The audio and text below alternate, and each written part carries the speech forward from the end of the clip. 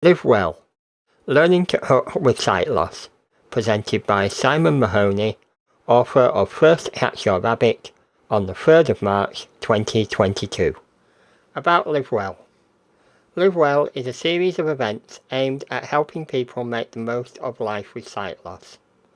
Live Well is a collaborative project between 7 local independent sight societies, which include Sight Advice South Lakes in Cumbria, My Sight's Knots in Nottingham, Sight Airedale in the Airedale area of North and West Yorkshire, Support for Sight in Mid and West Essex, Sight Concern Worcestershire in Worcestershire, Sutton Vision in the London Borough of Sutton, and Outlookers in Huddersfield, West Yorkshire.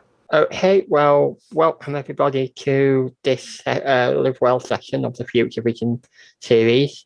I'm pleased to say that we've got Simon Mahoney, who's the author of First Catch Your Rabbit, which tells the story of how he learnt how to cook while living with sight loss after losing his wife at the start of the pandemic. So I'll hand over to Simon.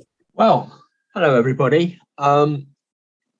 It's really, I was saying earlier before we started, it's really exciting, the size of your group and the enthusiasm. And in a way, it's a new experience for me, talking to a group as enthusiastic and I probably guess as knowledgeable as you know. I'm going to start by giving a very brief outline, which I think might help to put things in context. I started my working life as a Royal Marine officer. After that, I was in social work for about 20 odd years. After I'd had enough of that, I became a freelance artist. And in 2012, I decided I actually wanted a bit of a good life, and I moved to Ashbourne in Derbyshire, which is at the, basically at the base of the Pennines. The idea was to retire up here and paint and walk. And then, unfortunately, life threw me a curveball. I started to lose my sight. And from about 2013 onwards, my sight steadily deteriorated. And I went through the same fear, horror, and fright that all of us have gone through when we know we're going to lose all or part of our sight. But I obviously had to get a grip on things. And I was fortunate enough to link up with blind veterans who gave me, if you like, the sort of held me while I got my confidence back to be able to operate again. When I first lost my sight, I realized that, in fact, there is a huge gulf between eye care and sight loss provision. And that as far as my clinic was concerned, they did not understand sight loss at all. They knew everything about eye care, but they knew nothing about sight loss. In fact, I remember going into the clinic one day, and after they got over the shock of the fact that I didn't have a carer with me and I'd come on 2 buses and I was stone blind, they then directed me towards signing in. And I asked, when I'd signed in, I asked the person behind the desk to direct me to a chair, and I heard a rustle of clothing, and I just leant towards her and I said, "This is an eye clinic. I am blind. Please do not tell me you are pointing." And I think that actually does demonstrate the huge disconnect between eye care and sight loss support. That, in turn, provoked me into writing my first book, Descent into Darkness, which was basically the story of how I lost my sight, what I found on the way, and what I did about it. And the intention there was to give a basic guide to people who were going through the same experience. After I'd published it, I realized it was a bit like designing a car or a boat. So the minute you stop designing and you start to build, you realize there are more things that you can add or improve. And so I started to write my second book, which was Winging It Blind. In the middle of that, my wife suddenly died. This was at the beginning of COVID. And suddenly I was in a house which was designed two people, one of whom had eyes. The way we worked it, my wife was disabled, I was the legs, she was the eyes, and it worked pretty well. Obviously, there was a huge amount of reorganisation to do, and it started with reorganising the kitchen. And basically, I had to reduce everything down to the minimum because I felt that the more stuff there was, the more confused I was going to get, the more difficult it was going to be to actually distinguish what was what. So the first exercise was basically to reduce the cooking dishes, the cooking pans, to reduce the implement, the cutlery, every other damn thing.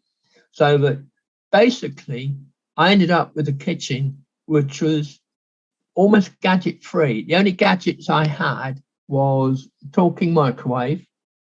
The hob was analog, so you could basically use the clock system to know what the temperature was, and so was the stove, the oven rather. So that wasn't a problem. I had a blender, and I think that was about it. So I'd reduce everything right down to the bare minimum. And then I started to try and cook. Oh, yeah, right, okay. To begin with, it was a shambles. I didn't know what I was doing. I didn't have a system. I didn't really know where everything was. And in the end, I had to sit down and I had to work out a system that worked for me. People were coming in and saying, "You're cooking." Yeah, cooking. Well, how are you doing that? Oh, well, I explained. I said, that's amazing. How are you doing it? But then it suddenly occurred to me, I wasn't the last person, nor the first person who had been widowed and was also blind. And it might be helpful to actually write a book about the system that I was developing and how I was actually using it to get some kind of order into my cooking, my domestic life. So, First Catch a Rabbit was born. It was written in about 5 weeks. Great fun to write. It interrupted the writing of Winging It, which came out a year after that. But it was great fun to write. Some of you may have seen it, and I've used the recipes as a vehicle to demonstrate either techniques or what I call hot tips. Now, hot tips would be things like making sure that your pan handles are parallel with the work surface, so you don't knock the pans when you go past, or to have a rail in front of the hob so you know exactly where the hob is and you don't go touching hobs, things like that. But the main emphasis, if we take it right from the beginning, it was based on an overall principle and what I call 5 operating sort of, I don't know what you call them, hashtags, I suppose. The main operating principle was keep it simple, stupid. Now that's an old saying in various settings, and it seemed to me highly appropriate because when you can't see, life is complicated enough, as we all know, without adding to the complications. So the overriding principle of my cooking was to keep it simple, keep it as simple as possible, make it as straightforward as possible, to use a minimum amount of gear, and to basically make sure that everything was simple, straightforward, and clear. And then we come on to the 5 hashtags, I suppose. First one, of course, is safety. Now, in terms of safety, you're talking about obvious things like making sure you shut drawers and cupboards. When you cracked your head a couple of times on a cupboard, you realise it's actually quite a good idea to shut your cupboards. Things like trip hazards, for example, when my wife was alive, we had the 2 waste bins on the kitchen floor. And now what I've done, I've cleared one of the cupboards and put them inside a cupboard. That's not only made it more hygienic, it's actually also reduced a choke point in the kitchen and a trip hazard. Things like making sure that we did have a rug in there, that went out totally. Having a rug when you can't see what you're doing, you're asking for it. And basically, on a sort of major scale, I went through all the kitchen, making sure everything was as safe as possible, having all the equipment checked. And then obviously when you're cooking, you've also got to be aware of safety as well. And that is the kind of thing that has got to be in the back of your mind all the time. For example, wandering around with a hot pan with your mind preoccupied is not safe. And it's little things like that you need to be aware of. The next hashtag, if you like, is what I call the lazy person principle. We all know that when you can't see, but moving about or moving about in any way or any kind of movement is fraught with very interesting possibilities, some of them semi-lethal.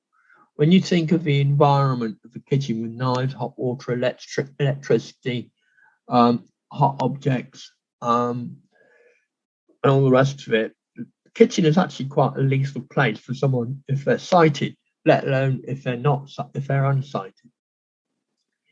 So the lazy person principle is basically making sure that you organize everything in such a way that you attend to one aspect of the operation at a time, so that you're not moving around preoccupied, and that when you actually come to do the final operation of constructing the meal, you are in one place and everything is in reach, so you're not moving about, even to the extent of having a bowl on the side for rubbish so that you're not going backwards and forwards to the rubbish bin. I now actually have a little bin that hooks over the drawer, and I use that now, which is actually better than a rubbish bin. So, safety, lazy person principle. We now come on to organisation. Organisation is basically where you reverse engineer the meal you're going to make. You start with the end product, you start with the end product, and you think, right, what do I need in the way of equipment, in the way of ingredients? And the first part of organisation is to check that you have all the ingredients and you have all the equipment. And then you start to prepare. And that's the fourth one, preparation. You start to prepare the area where you're going to be making the meal. Preparation consists of, first of all, removing everything from the work surface. I tend to work with a work tray in the sense that I have a 60 mil by 40 mil, I think it is, or is it 600 by 400? 600 by 400 mil silicon tray on which I put my chopping board. So when I'm chopping, I just sweep the stuff onto the tray, and then when I finish chopping, it's just a simple matter to sweep that either into the rubbish bin or into the little pocket I've got over my drawer. So what you're doing is you're reducing again, lazy person principle, you're reducing your mess, you're confining your mess so that you're not forever trying to chase that elusive pea that's got away from you when you're cleaning up afterwards. You make sure your tray is there in position, it's clean, you've got the appropriate chopping board. If you're using veg and meat, you've got 2 chopping boards. you make sure that there's nothing else there before you then start to lay out the equipment that you're going to be needing on one side and the ingredients on the other. Preparation also consists of having having some hot water standing by in the bowl so you can wash your hands frequently. Because again, when you're blind, you're never quite sure what you're putting your hands in. So if you do touch something and you're not sure what it is, wash your hands. It's that simple. And again, that, if you like, is an aspect of safety. Now, the last bit, if you like, and what we're looking at is the mnemonic slope: safety, lazy person, organisation, preparation. I was going to have just safety, lazy, organisation, and preparation, and I realised it's about slop. So I added execution, which made it slope, which I felt was a bit more appropriate. The The execution should be simple. You just stand there, you've got your equipment on one side, and you've got your ingredients on the other, and you just steadily work away. There's no need to move because your rubbish you can either tip into your bin, which is on the side, or you can tip it into the overdraw pocket that I've got or whatever. So you don't need to go backwards and forwards to either get ingredients. You don't need to go backwards and forwards to get equipment or implements. You don't need to go backwards and forwards to the rubbish bin to get rid of whatever detritus you've created, because you've already got a little bin standing by so that you can put it in later. So the whole thing is about a very high level of organisation. Now, when I was actually on the verge of publishing Rabbit, it proved to be actually quite difficult to put to bed in the editing sense, because it seemed to be a lot of glitches came up and a lot of things that needed checking and double checking. And one day I had a phone call from my editor, and we had a long chat, and I had a lot to think about. And I came away from that thinking, I'm hungry, I'm going to make myself a quiche. And I did something quite unforgivable, really. You know, I was of the view I'd cracked this cooking lark, because after all, wasn't I about to publish a book on how to cook when you can't see? And I set to, and now if I'd reverse engineered it, if I'd actually focused on what I'm doing, then what happened, which was staggeringly stupid, would never have happened. What happened was that as I came to the last bit and I needed to beat the eggs in a bowl to pour it over the quiche, I was looking for a bowl and I realised that, in fact, the bowl wasn't there. Having not reverse engineered it, the bowl simply wasn't there. I hadn't put it there. So I felt under the counter, got a bowl out, cracked 3 eggs into the bowl, got my fork, herbs. So I put my herbs and my salt and pepper, got my fork, picked up the bowl and started to beat the eggs. It's only when there was a horrible rattling sound that I realised I was actually trying to beat eggs in a colander. The 3 dogs and the cat thought it was Christmas. It was absolutely brilliant. There was egg everywhere. My long-suffering PA was in the room at the time, and I heard her face go stone rigid. She said, "What have you done?" I said, "What I should never have done." So this business of reverse engineering, I think we all do it subconsciously, but we need, when we can't see, to actually do it consciously, because there's no way of making that visual check. One of the things I've focused on recently is how to cook economically. One of the tricks I've found, bearing in mind the future fuel rises, which apparently are going to be absolutely humongous, I've found that I can quite successfully cook a 40-minute pasta bake with 20 minutes worth of gas. And the way to do that, as I'm sure some of you are aware, is you pre-cook the pasta to a certain extent by putting it in a cup with boiling water from the kettle, because the kettle is the most power efficient way of boiling water because it's self-contained. If you leave pasta in there for 10 minutes, give it a good stir, then put it into your pasta bake, mix it in, put your sauce in, put your veg in and all the rest of it. Get your oven up to the right temperature, shove it in, and when it says 40 minutes, okay, you can take 10 minutes off for the simple reason you pre-cooked your pasta. And you can also take another 10 minutes off because you can use the residual heat of the oven. So for a 40-minute pasta bake, you can have the oven on for 20 minutes because your pasta will be cooked, and the extra 10 minutes will just give it that little bit of extra that it needs.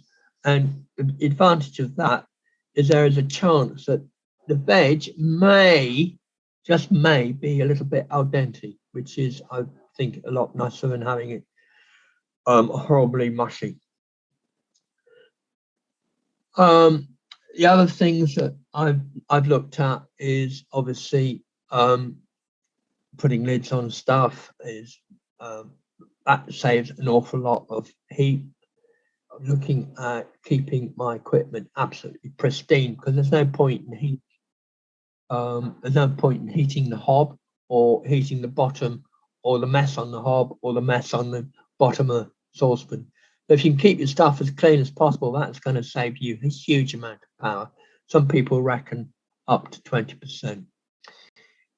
What I'd like to sort of begin to finish off on is to actually go through the process I've talked about today by using an actual example. And the example I'll use will be the quiche. Okay, we start with quiche. We keep it as simple as possible. We start also with lazy person. So those are two principles we keep in mind. The safety aspect we keep in mind as well. And then we come on to the organisation. We think about what we need. So what do we need? For a quiche, we're going to need a dish to put it in. We're going to need a couple of knives to cut the vegetables. We're going to need a bowl to mix the eggs. We're going to need a grater to grate the cheese. And we're going to need a fork to beat the eggs in the bowl. As far as I can work out, that's probably what you need in the way of equipment, apart from the chopping board and the tray I talked about before. As far as ingredients are concerned, well, that's a movable feast. The kind of quiche I like to make is usually mushroom, onion, asparagus, tomato. So I'd need those. I'd need pastry. I need 3 eggs, pepper and salt, herbs, cheese, and that would be basically the ingredients. So when it comes to preparation, as I said before, I'd make sure that the work surface was absolutely clear, so I wasn't going to confuse anything. I put my ingredients on one side of a tray, my implements on the other, and I would start by chopping up my veg. Once I've got those sorted out, I would then put my pastry, and I use, again, on the principle of keeping it simple, I actually use pastry from Sainsbury's, which is good as anything. And when you think about it, professional chefs do that anyway. The extra fuss of making your own pastry, you may feel it's worth it. I'm not so sure. Not being able to see at all, it's not something I'm really prepared to have a go at yet, maybe one day. So you put your pastry in, you put the first layer of veg in, which is normally onions, a thin sprinkling of grated cheese on top of that. You put your mushrooms, you'll say onions, yeah, put your mushrooms on top of that. Again, a thin layer of grated cheese on top of that. Put your asparagus on top of that. I usually do it in a star with the points to the middle. And thin layer of grated cheese over that. Take your egg, beat them up, get them nicely beaten up in the bowl, making sure, of course, as you go along that you're getting rid of any rubbish into whatever receptacle you're using. Pour your eggs in.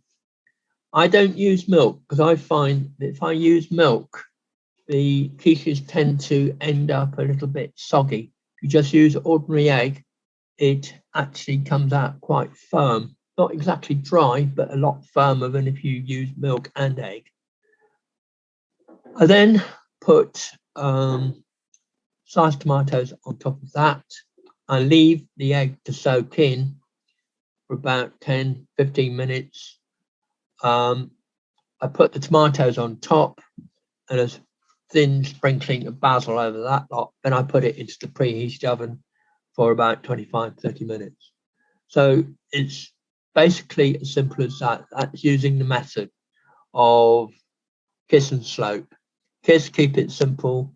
Slope, safety, lazy person, organisation, preparation, and execution. Right, I think that's me about done. Has anybody got any questions before I start with one?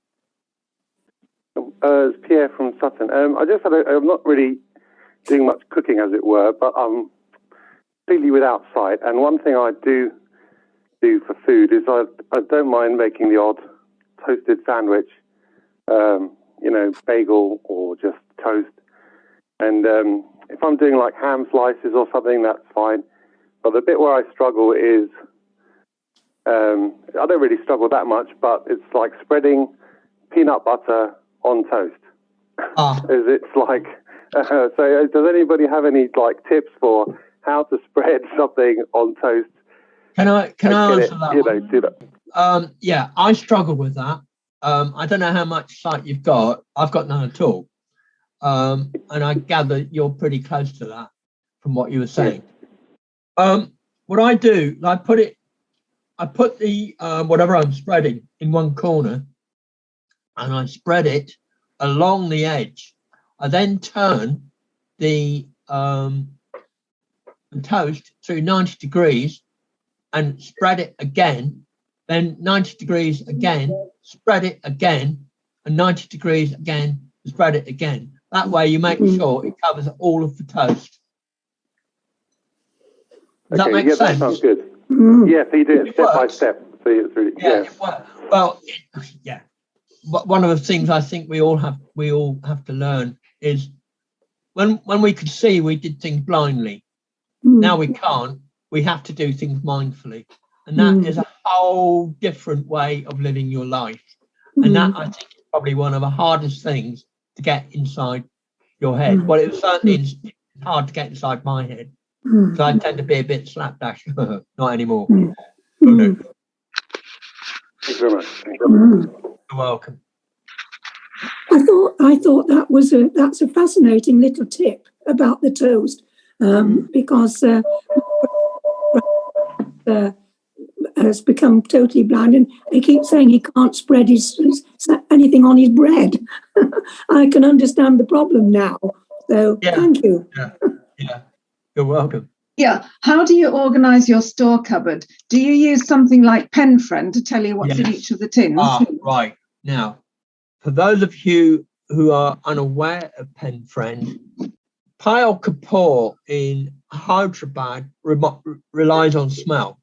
She was one of the people. I was on the panel, the World Service panel back in May last year. and she's quite a well-known cook in India. She relies on smell. I actually rely on my pen friend. And now pen friend labels are actually quite expensive. So what I do is I make temporary labels by mounting the actual audio labels on a piece of plastic with a rubber band around them, so I can reuse them. And that will save you loads of money. It really will. Pen friend works by, you have a label, which is essentially an address. When you switch on record, you then, if you like, make that address on the label, then goes into the computer, and then whatever you record will be recorded in that address in the computer, which in fact the computer is the pen friend itself. So say, for example, I've got a jar of marmalade. I'll just switch on the pen friend, put a label on with a rubber band and a piece of plastic, and I'll just record marmalade. And that, the address on the label will then, next time I go to that jar of marmalade, the address on the label will trigger the location in the pen friend, which will then say marmalade. That's how it works. I have a horrible feeling that may have sounded very complicated, but in fact, it's an absolute godsend. We label everything, including, I might add, cleaning materials. Nothing worse than trying to clean your worktop with Windolene and your windows with bleach, I can assure you. The only problem is if you're, by yourself, you need, I'm losing up. I've hardly got any sight left. It's all going. You need someone with good sight to tell you what to dictate, don't you? You can't. Can't do it on your own.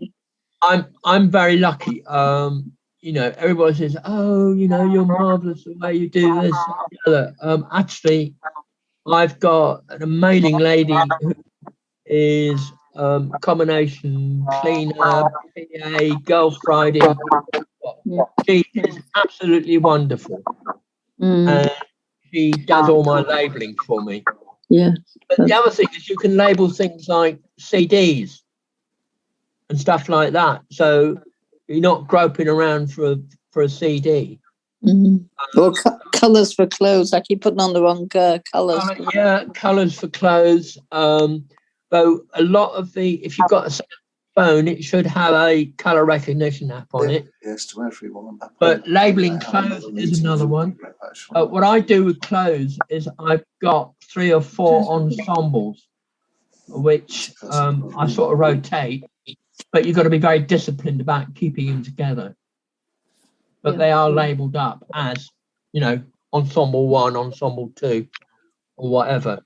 This is where the mindfulness bit of sight loss comes in. You've got to be so organised. It's actually quite depressing in some ways, but in other ways, it makes life a lot easier.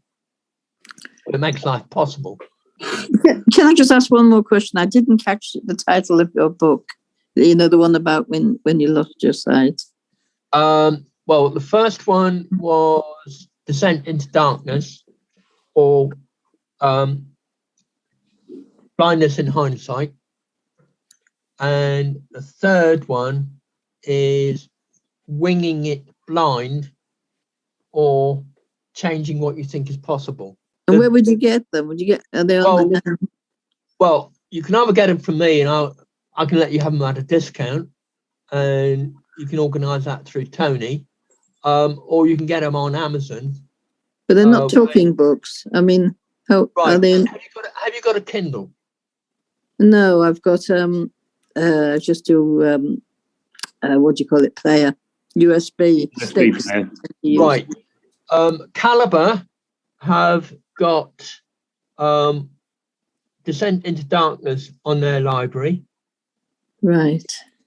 And RNIB have got First Catch Your Rabbit on their library. I'm hoping at some point to do an audio book of Winging It. But as it's 100,000, I'm quailing the thought of memorising each page and then reading it. But If you can get a Kindle app, then you would be able to download it from Kindle. If you've got an Alexa, I've actually linked my Kindle to my Alexa, and Alexa reads my Kindle books to me. Thank you very much for the talk, Simon. Thank you. I'm going to be And I'm going to be hosting a meeting of our group that isn't meeting face to face. We're meeting on a telephone conference in a couple of weeks, and certainly these are tips that I'll pass on. So thank you. Welcome. The other thing I would say is there are bits and pieces on my website which people might like to have a look at from time to time, Right. including the full economic cooking paper. So they might be able to pick up some little tips there. And my website is wingingitblind.com. Yeah. Thanks much, Simon. thank you everyone for coming today. Live Well and Future Vision. We hope you enjoyed this presentation. The Live Well events take place on the second Thursday of each month at 10 AM. Future Vision sessions take place on the fourth Thursday of each month at 10 AM and are technology events aimed at people living with sight loss. To attend the next session or to suggest future topics, please contact your local Sight Society, who will be able to provide you with the Zoom link.